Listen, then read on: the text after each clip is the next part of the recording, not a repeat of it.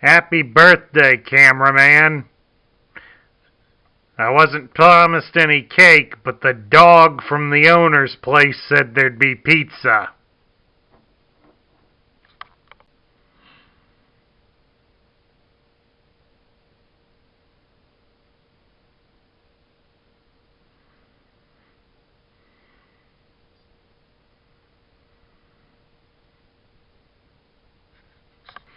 Hello everybody, Sparkster1701 here.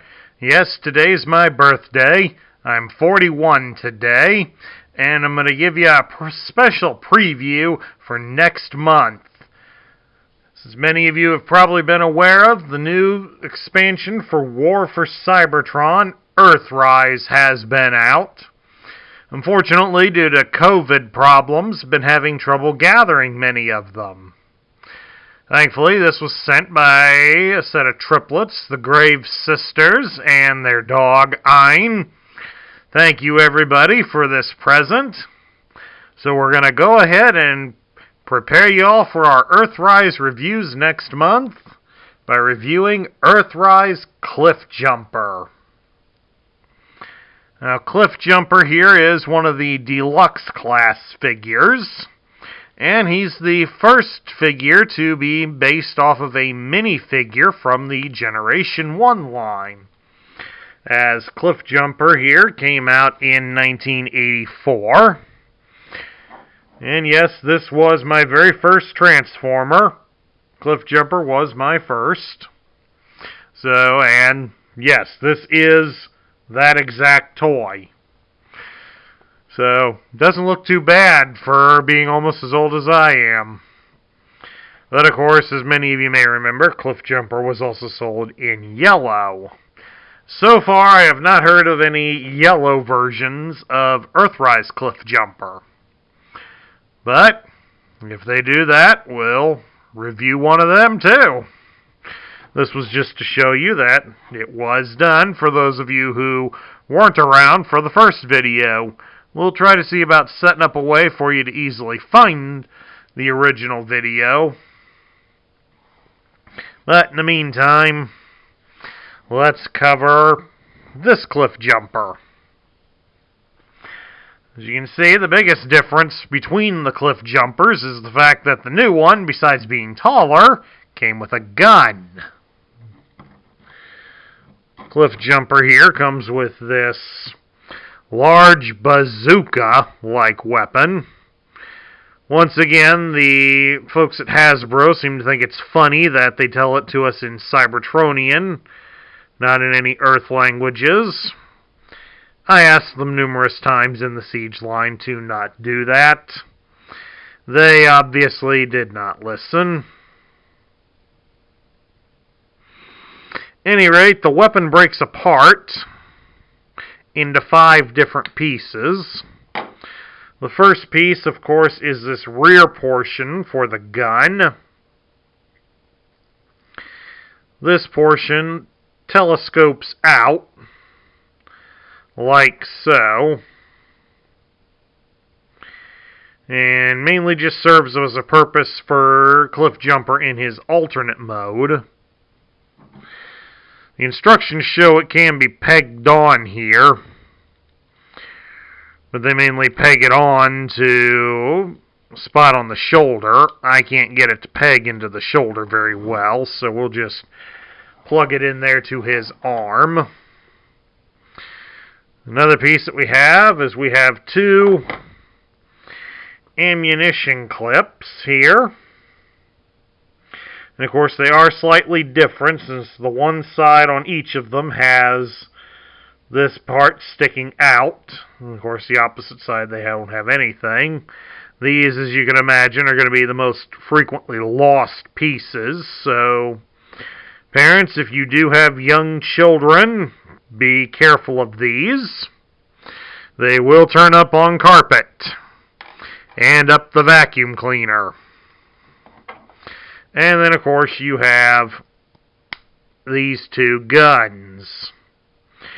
Of course, one of them will just have 2 holes in it, and the other one will have a post and a hole.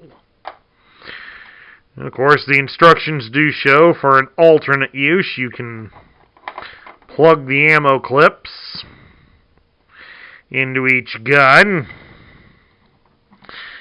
And then Cliffjumper here can have two guns. Which, about the way Cliffjumper would come off in the animated series quite a bit. Or you can always just leave them all together as one large gun. It reassembles pretty easily.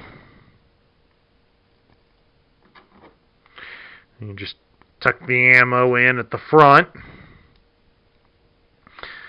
which will allow it basically to form a bipod of sorts. But Cliffjumper has one extra removable part, and that is the rear portion of the car. It does detach. And thanks to the fact that it has a post in here on a hinge, that post, which connects it to his back, can be plugged into his hand. And now Cliffjumper has a shield. This part I'm kind of mixed on, folks. I mean, grown-up me looks at that and thinks it's a cheap cop-out. Means they don't have to figure out how to make that transform and fold away. Now, however, kid version of me, deep down inside, I probably would have liked this growing up, because then, Cliffjumper's now got a shield, in addition to his bazooka. Of course, back in the day, Cliffjumper's weapon was a glass gas gun that basically sprayed a toxin in the air that would weaken enemy armor to be more brittle like glass. They don't say if this Cliffjumper has that, or at least not on the text in the instructions. Alright, let's do another comparison for these guys. First, let's take all the weapons off and set them all out of the way here.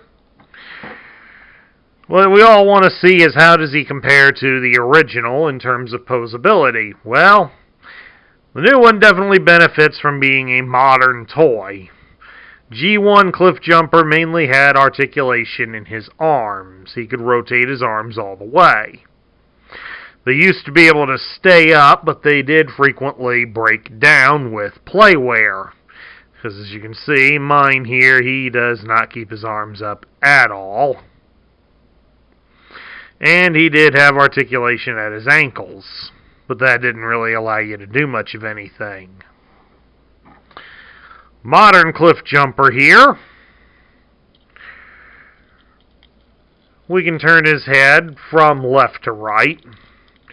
It does rock up and down just a smidgen.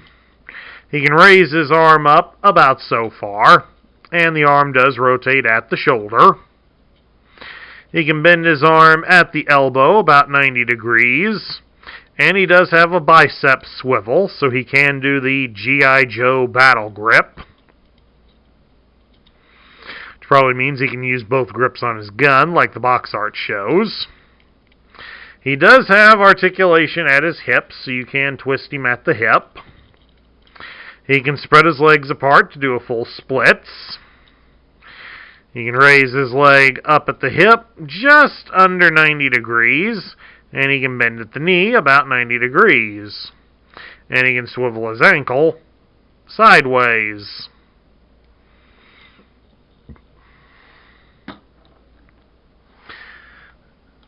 So, he does benefit greatly from being a little bit bigger and having modern engineering into his design.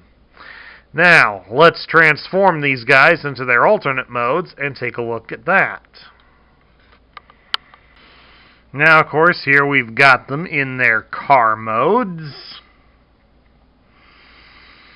Of course, the original Cliffjumper was done up to resemble a super deformed version of a Porsche 928, whereas the modern Cliffjumper is not intended to be any sort of particular car. So that's one downside disadvantage. But of course, since he's made to be a little bit bigger, he's not a super deformed vehicle, so that does help him out a bit. But of course, also in the intervening years, the car company Porsche has decided that, in their infinite wisdom, they do not want to be associated with violent robot toys. So they will not grant the likeness of any of their vehicles to be used in the making of violent robot toys. So that means that Jazz and Cliffjumper here will not get redone in their original alt modes exactly, due to the fact that Porsche doesn't want to be associated with us anymore. Well, whoop-de-doo to them. But at any rate,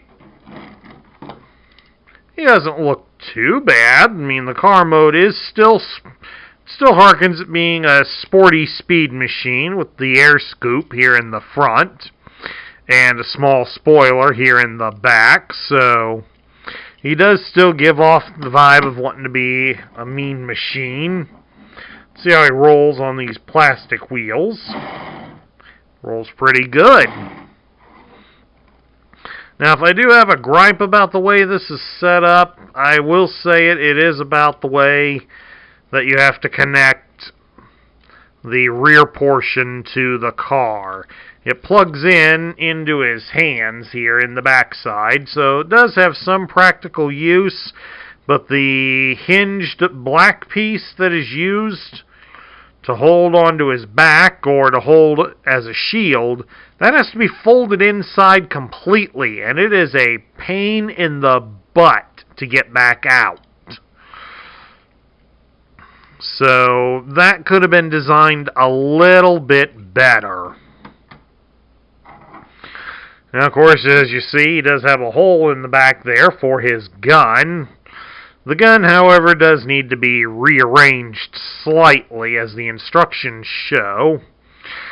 You'd remove the ammo clips from the front, and then you'd mount them the opposite way here in the midsection.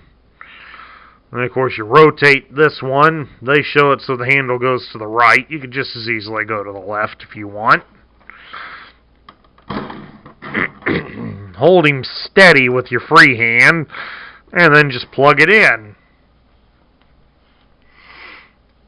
And while that at least gives you a means of holding on to the weapon, its oversizedness makes this look rather stupid looking. Because too much of it hangs off here in the back, for my liking, folks. I mean, if that's your thing, then that's your thing, but it does have the advantage, kind of like some of the old school video games. Slide the car side to side and shoot at your targets. It does bring that to mind. But there is an optional mode that's available. You disassemble the gun entirely into the component pieces. And then you would take this back portion, you'll unfold it all the way. You turn Cliffjumper over and you'll see that hole here dead center. That's where you plug in the vertical post. Just plug that in. And then these two little posts at the back should plug into the holes that are in the posts for the rear portion. And then, with these two sidebars here, you would take the handle on the gun, not this hole here where the ammo clip is, the hole in the handle of the gun, and you would mount them in there. You do it so the cannons face forward. And then these little extended pieces here on the ammo clips connect into these slots here right next to the tires. And you get Cliffjumper as a ski-mobile. Kind of almost brings to mind Timothy Dalton's car in the James Bond movie, The Living Daylights. Except it had skis coming out the side of the car, not underneath the tires, but a close approximation. I kind of like that. But of course, since with that, he's now elevated off the surface, so he no longer rolls. But he slides across this table pretty good. But of course, this is just a cheap plastic table. I would not recommend doing this on the good dining room table. So make sure, parents, do not encourage your kids to slide this toy on the dining room table. At any rate, we get down to my thoughts. What do I think of this new Cliffjumper? Well, I kind of like it. I do like the improvements that have been done to Cliffjumper. The bigger toy does allow for more modern engineering to go into how he stands and how he can be posed. So that does increase playability. It does bear enough of a resemblance to the original.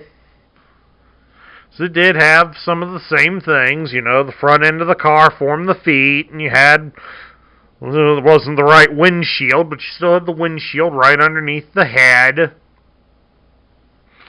And of course the head did more resemble the original toy in a decent way. And of course this time around Cliffjumper had a gun.